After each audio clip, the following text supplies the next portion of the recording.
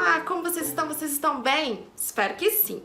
Hoje nós vamos falar sobre o realismo no Brasil. O realismo no Brasil aconteceu no finalzinho ali do século XIX, e mais precisamente em 1881, com a publicação de Memórias Póstumas de Brás Cubas de Machado de Assis, tá? O que eles querem?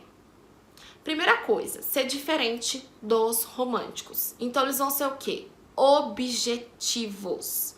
Vão escrever em quê? Em prosa, tá? Então eles vão ser objetivos, vão escrever em prosa e o foco deles vai ser o quê? No social, na sociedade, no que há de pior da sociedade, tá?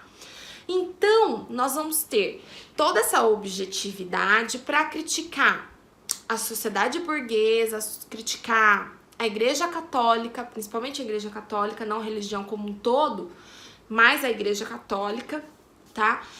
A literatura passa de ser apenas uma distração, então, para ter todo esse foco, esse engajamento social, tá?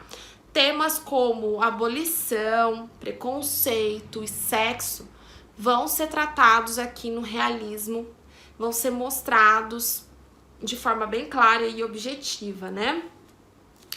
Então, o objetivo é falar da burguesia, mas não significa que eles não vão falar dos operários e criticá-los também. Vão, mas o foco realmente é a burguesia, tá? Nós vamos ter o quê? Um avanço tecnológico imenso nessa época. Nós vamos ter o avanço da energia elétrica, o surgimento de novas máquinas, mais carros, né? Tudo isso acontecendo vai influenciá-los, logicamente. Então, eles vão ser influenciados também por algumas correntes filosóficas, alguns pensamentos filosóficos.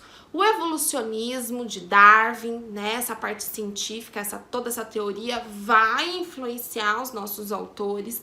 O positivismo, que vai influenciar toda nessa ideia republicana, né, todo nesse engajamento. E vamos ter também o socialismo de Karl Marx, né, marcando presença aqui também, tá? Vamos ter então, quais seriam então as principais características, tá? Reprodução da realidade. Então, quer mostrar a realidade, o foco é mostrar a realidade. Mesmo que essa realidade não seja tão boa, né, que seja o podre da realidade, vamos mostrar a realidade aqui.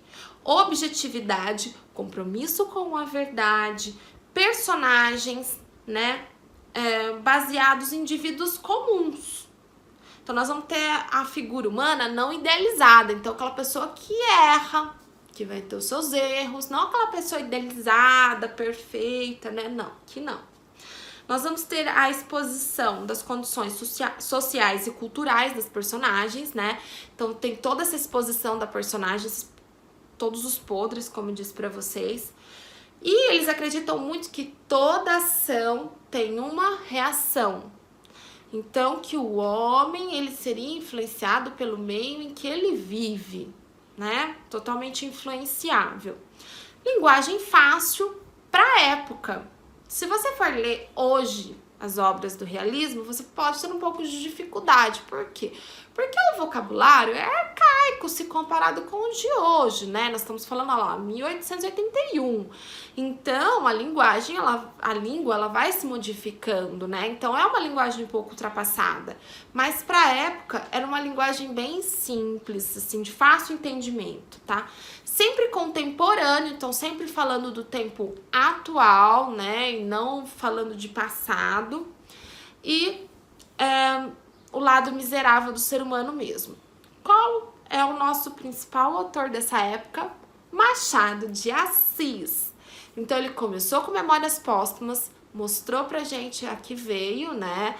Mas ele não produziu só Memórias Póstumas e vamos ter um vídeo só pra ele, pra falar, né, desse nosso principal autor, né, do realismo, Machado de Assis.